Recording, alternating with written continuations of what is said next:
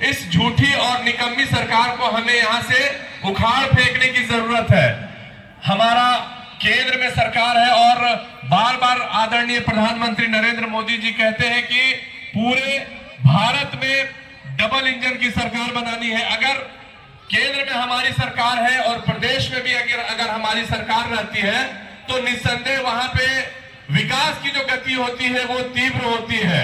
परिवर्तन सभा जो झारखंड के पूरे विभिन्न जिलों में किया जा रहा है, क्या कुछ कारण है परिवर्तन सभा करने को लेकर? आइए हम कुछ लोगों से जानते हैं। क्या नाम है दादा आपका? रणधीर गुप्ता नाम है। बताइए कि ये परिवर्तन सभा क्यों किया जा रहा है पूरा प्रदेश में?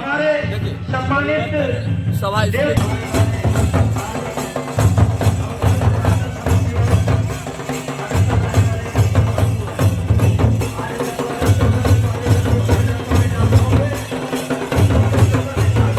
झारखंड प्रदेश में परिवर्तन सभाएं आयोजित हो रही हैं और इस परिवर्तन सभा के माध्यम से हम लोग आज यहाँ पे आए हुए हैं। हम लोगों को एक संकल्प लेकर यहाँ से जाने की जरूरत है कि जोहार, नमस्कार दोस्तों। आज है 27 सितंबर और अभी हम हैं रामगढ़ के फुटबॉल मैदान में। जी हाँ, देख सकते हैं हमारे पीछे में ये जो पोस्टर दिख रहा होगा आपको, ये झारखंड के पूरे प्रदेशों में परिवर्तन सभा विभिन्न तारीखों में किया जा रहा है। इसी डेट में आज देख सकते हैं रामगढ़ में भी परिवर्तन सभा का आयोजन बीजेपी के द्वारा किया जा रहा है। हम लोग यहाँ पर पहुँचे हुए हैं और हम भी यहाँ पर कवरेज करने के लिए पहुँचे हुए हैं। आइए क्या कुछ बातें होती है, कौन कौन यहाँ पर पहुँचने वाले हैं, तमाम चीजें हम वीडियो में दिखाएंगे। तो बने रहिएगा वीडियो में। वीडियो अच्छा लगेगा तो लाइक और चैनल को सब्सक्राइब जरूर कर दीजिएगा।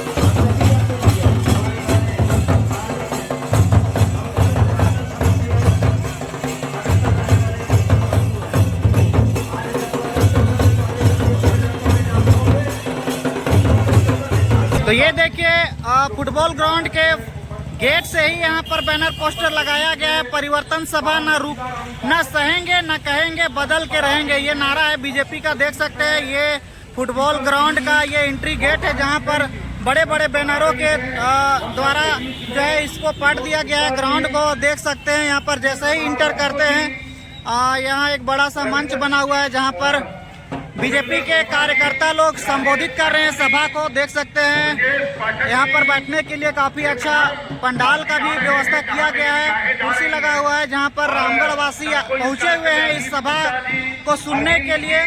और देख सकते हैं बीजेपी के जो भी बड़े बड़े नेता लोग हैं वो उस मंच से जो है सभा को संबोधित कर रहे हैं। आए हुए तमाम अतिथिगण जो है ये पंडाल के अंदर में बैठे हुए हैं जहां पर टेंट का व्यवस्था किया गया है। देख सकते हैं भारी संख्या में लोग पहुंचे हुए हैं। और इधर भी देख सकते हैं काफी बीजेपी का यहाँ पर पोस्टर लगाया हुआ है, परिवर्तन सभा ना सहेंगे न कहेंगे, बदल के रहेंगे। देख सकते हैं।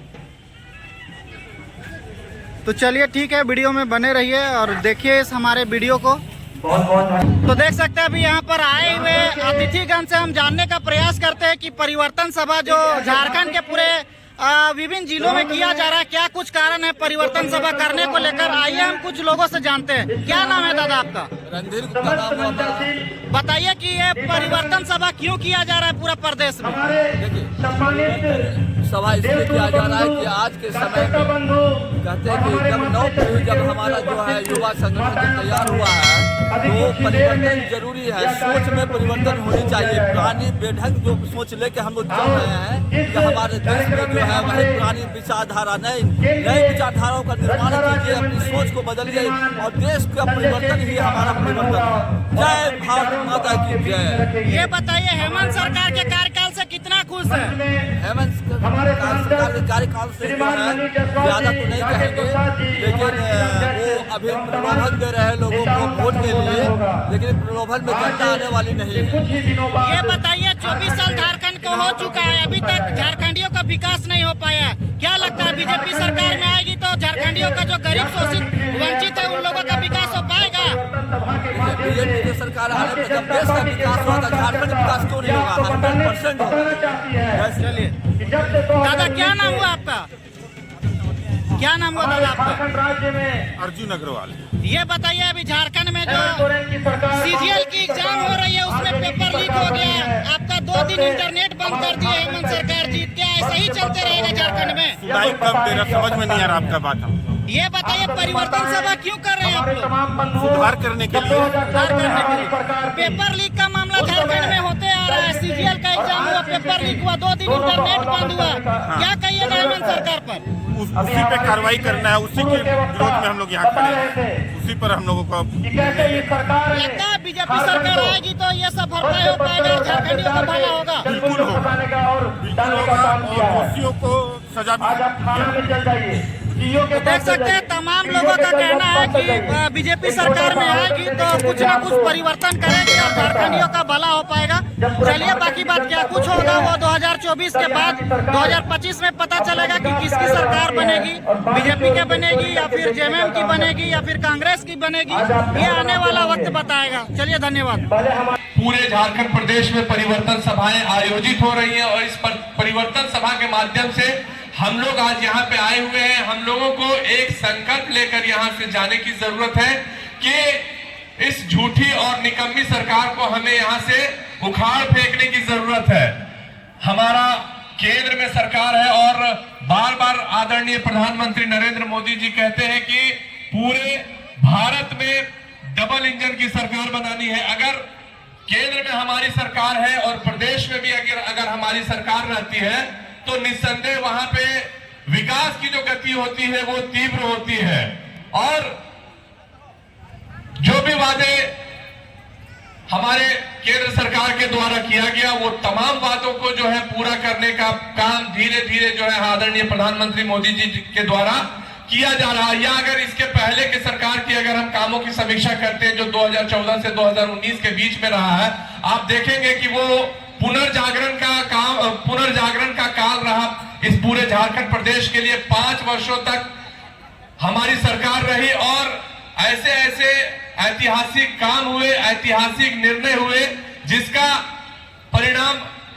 देखने के लिए मिला। लेकिन जब से यह निकम्मी जोड़ तोड़ की और ठगों की सरकार आई है तब से आप देख सकते हैं कि चारों तरफ सिर्फ और सिर्फ भ्रष्टाचार का बोलबाला है। आप चाहे अंचल की बात कर ले, चाहे प्रखंड की बात कर ले, चाहे आप थाना की बात कर ले, बगैर चढ़ावा के, बगैर रिश्वतखोरी के आपकी बातों को नहीं सुनी जाती है और आपका काम नहीं किया जाता है। हमारे यहां पतरातू अंचल में आदरणीय मोदी जी के द्वारा सवर्णों को, गरीब सवर्णों को 10% आरक्षण देने का, विद्यार्थियों को आरक्षण देने का प्रावधान किया गया है। लेकिन वहां के एरोगेंट अंचल अधिकारी के द्वारा यह कहकर कि आपको जहां कहीं पे भी जाना है, आपको मुख्यमंत्री के पास में जाना है, वहां शिकायत करना है, शिकायत कर दीजिए, लेकिन ईडब्ल्यूएस सर्टिफिकेट आपका नहीं बनेगा। आप समझ सकते हैं कि कैसी मानसिकता है अधिकारियों की और पदाधिकारियों की कि वो बिल्कुल निरंकुश हो चुके हैं और उनको तनिक भी इस बात का डर नहीं लग रहा है कि जो जायज चीज है, जो जेन्युइन चीज है, उसको भी करने के लिए वो जो है किस मानसिकता से बायस्ड है वो तो वही जानेंगे। लेकिन ईडब्ल्यूएस का आप पता कर सकते हैं कि पतरातू अंचल में सिर्फ और कुरान शरीफ पढ़ करके और सिर्फ हदीस पढ़ करके हम डॉक्टर, हम इंजीनियर, हम आईएएस आईपीएस नहीं बन सकते हैं, हम बीडीओ सीओ नहीं बन सकते हैं। तो अगर कोई सरकार चाहती है कि मुसलमानों का भी भला हो तो वो सिर्फ और सिर्फ भाजपा की सरकार है और आदरणीय नरेंद्र मोदी जी चाहते हैं कि इस देश के हर एक वर्ग के लोगों का, इस देश में निवास करने वाला हर एक जाति धर्म का जो व्यक्ति है, उस तमाम वर्ग के, उस तमाम लोगों का जो है भला हो। इसीलिए मोदी जी ने कहा कि हमें मुसलमान युवाओं के हाथ में, एक हाथ में कंप्यूटर और दूसरे हाथ में कुरान देखना चाहते हैं। और मैं पूछना चाहता हूं कांग्रेस की निकम्मी सरकार से कि आपने ऐसी क्या नीतियां बनाई कि हमारे जो मुसलमान युवा है आज कश्मीर में पत्थरबाज बन गए। जिन हाथों में कलम होनी चाहिए थी, जिन हाथों में किताबें होनी चाहिए थी, उन हाथों में उन्होंने जो है पत्थर थाम लिया और हथियार थाम लिया और अपने ही देश के लोगों के खिलाफ वो खड़े हो गए। कहीं ना कहीं मैं ये मानता हूं कि अगर किसी देश समाज का, प्रदेश का अगर तरक्की डिपेंड करता है तो उस देश में बनाई जाने वाली जो नीतियां होती है उन नीतियों का उस पर बहुत ही सकारात्मक प्रभाव पड़ता है। लेकिन सिर्फ और सिर्फ आप 1999 से 2004 के एनडीए के शासन के कालखंड को देख लीजिए। उस समय भी जो है किस तरह से मुसलमानों ने तरक्की की और मुसलमान युवाओं ने तरक्की की, और आप 2014 से लेकर के अभी तक का भी समय देख लीजिए कि किस तरह से, अगर मैं भाजपा के अंदर में हूं तो कहीं ना कहीं मुझे ये यकीन और विश्वास है कि यहां पे रह करके भी हमारा और हमारे समाज के लोगों का भला किया जा सकता है। आज लगातार आप लोगों को हमारे नेताओं के द्वारा झारखंड के डेमोग्राफी के बारे में और खास करके जो राजमहल और दुमका पाकुड़ वाला जो एरिया है वहां के घुसपैठ के बारे में आप लोगों को बताया जाता है। मैं मुखर होकर के इस मंच से विरोध करता हूं उन तमाम घुसपैठियों का, इसलिए कि अगर हम मुसलमान हैं और वो किसी दूसरे मुल्क से आकर के अगर हमारे यहाँ घुसपैठ कर रहा है और सिर्फ इसलिए हम उसका सपोर्ट करें कि वो मुसलमान है, तो मैं कतई इस बात को स्वीकार नहीं करता हूं। क्योंकि मैं मानता हूं कि अगर वो यहाँ इस मुल्क में आएंगे, इस देश में आएंगे, तो कहीं ना कहीं वो हमारे हक हुकूक को ही खत्म करेंगे। अगर मुसलमानों के लिए, अगर अल्पसंख्यकों के लिए सरकार ने कोई योजना बनाई है तो वो उस योजना में उनका भी घुसपैठ होगा, उनका भी अतिक्रमण होगा। तो अभी हमारे बाद में भी बहुत सारे वक्ता यहाँ पे आएंगे, आपको भाजपा की नीतियों से, भाजपा की जो कार्यशैली है, भाजपा क्या सोच रही है इस प्रदेश की उन्नति और तरक्की के लिए, उसके बारे में आप लोगों को बताएंगे। और मैं कहना चाहूंगा कि वो तमाम बातें जो आपको यहाँ पे बताई जाएंगी उसको मन मस्तिष्क में बिठा करके आज यहाँ से जाएंगे, और जब भी चुनावी शंखनाद होगा और जब आपको वोट देने का अधिकार मिलेगा तो आप यहां से जाएंगे और उस बात को बिठा करके रखेंगे कि इस निकम्मी और भ्रष्टाचारी सरकार को यहां से उखाड़ फेंकना है, और उन घुसपैठियों को भी यहां से अगर रोकना है तो आपको भाजपा की सरकार यहां पे लानी होगी। क्योंकि ये तो यहाँ पे ला रहे हैं, उनको बसा रहे हैं, उनका वोटर आईडी बनवा रहे हैं, उनका आधार कार्ड बनवा रहे हैं, क्योंकि उनका वोट बैंक मजबूत हो रहा है। पश्चिम बंगाल की स्थिति आप देख सकते हैं कि किस तरह से पश्चिम बंगाल में